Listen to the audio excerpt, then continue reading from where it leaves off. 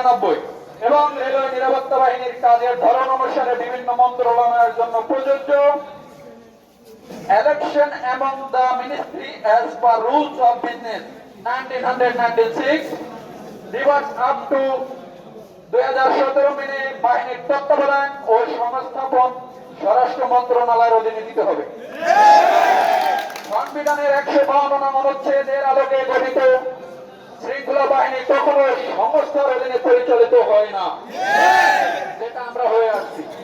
এবং রেলওয়ে নিরাপত্তা বাহিনী আইন 2016-8 ধারা মোতাবেক বাহিনীর দায়িত্ব সরকার অর্থাৎ মন্ত্রণালয়কে দেওয়া হয়েছে।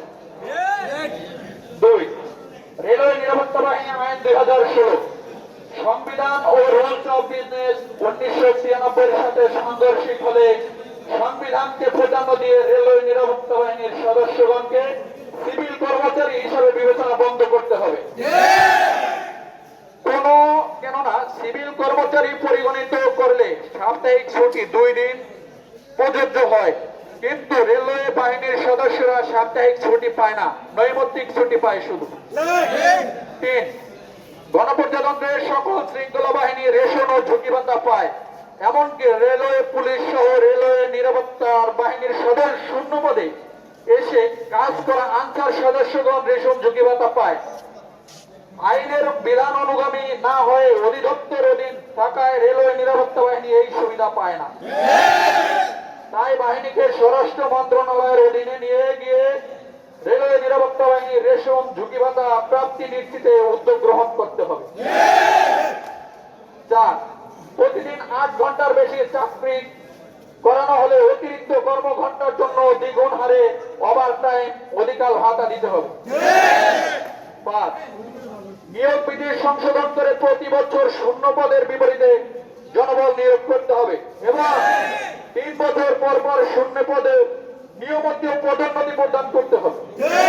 ডিপার্টমেন্টাল সদস্য থেকে অফিসার ও সদস্য পদ সমূহ 70% পদোন্নতির ব্যবস্থা করতে হবে।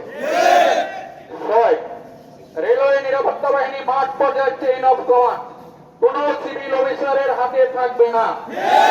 4 নম্বর ডিউটি মেনে শুধু রেল সম্পত্তি সুরক্ষা ডিআরএম জিএম মহোদয়ের নিকট দায়বদ্ধ থাকবে বাহিনীর কর্মকর্তা বৃন্দ।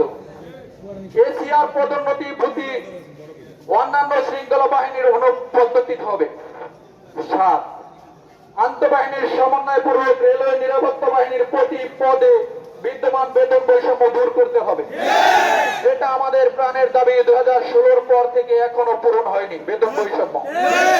আমাদের বাহিনী এসএসসি পাশে নিয়োগ দেওয়া হয়, কিন্তু আমরা এখনো সেই বেতন পাচ্ছি না। আমরা এখনো 8ম শ্রেণী ভর্তি হয়ে যেই বেতন পাচ্ছিল, আমরা এখনো সেই বেতন পাচ্ছি।